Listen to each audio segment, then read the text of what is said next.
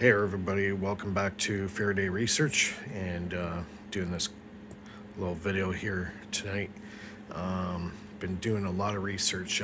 There was a video I posted a while ago of all the guys that you should investigate and read up on. And the one guy that I mentioned in that list that I started to investigate, and this person's pretty much blowing my mind on what he's done. So he was doing this stuff way back in the early 80s. He's passed on now, but his name was Don Smith, and he was working with radiant energy being generated from a Tesla coil. So one of his very first experiments is he took well, after I tell you what he's done, I'm going to tell you what I'm going to do with it. So let's go that way. So you got a plasma ball. It runs at 12 volts at 800 microamps. So it's about 10 watts. So what I've done is taken a plastic tube that I've printed out on a 3D printer, and I put about 5 turns of 18 gauge wire, comes down and attaches to another coil of 22 gauge wire, and the one end connects to the top one. So now they're linked. From there, you go through the top, come out there, and then I've wound my own Tesla coil, and I've connected to the secondary winding at the bottom, which is connected right here. That goes through, amplifies again, and comes out the top of the plasma ball there. So now that's where you get arcs. So I started doing my experiments. I started seeing a lot of cool sparks coming off the top. And then I decided to say, okay, let's go this way. Let's start lighting up some light bulbs. So I got that 5 watt, excuse me, got that 5 watt light bulb that I want to light up. So I'm going to turn it on here and you can see what I'm doing. So I got it going. Now I'll show you the sparks. Actually, better yet, I'm going to light up this bulb. Watch.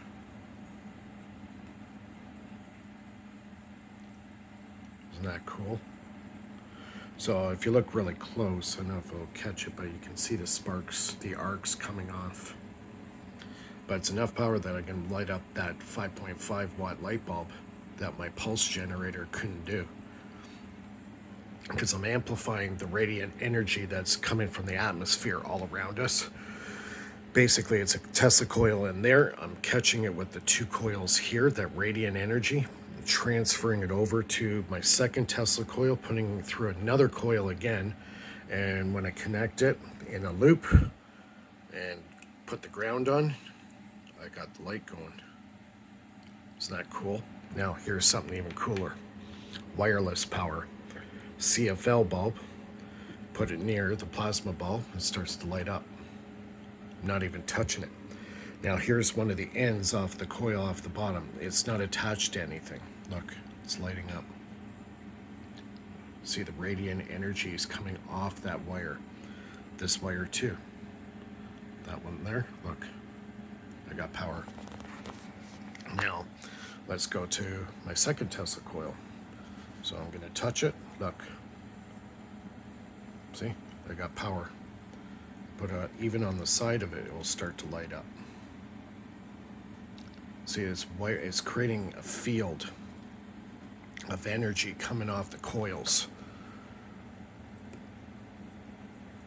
Pretty amazing. So you're probably wondering how much power is coming off this.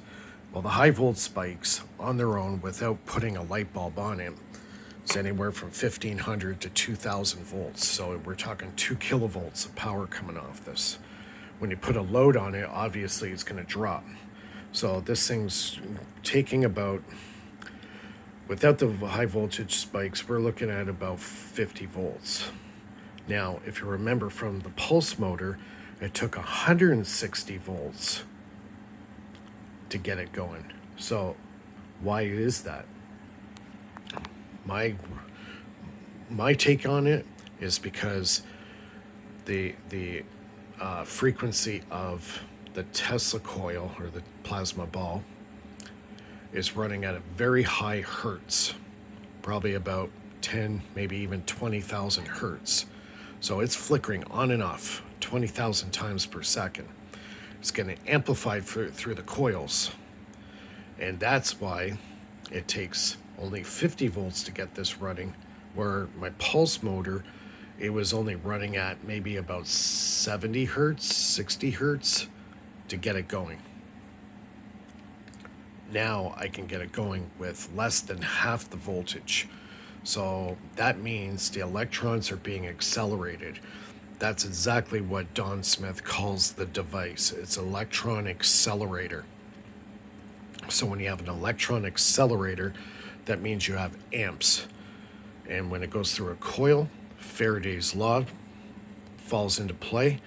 When you got electrons going through a coil at a very fast rate, frequency, you got a huge amount of power.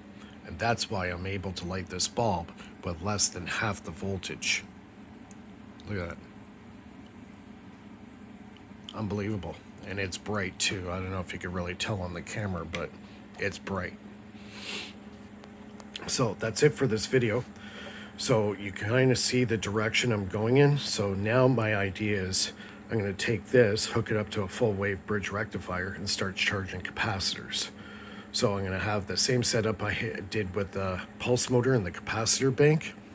And I'm going to use the Don Smith method to recharge the capacitor bank. Now the power is going to come from the capacitor bank, and I'm going to recharge it again using the power that's coming off the same capacitor bank.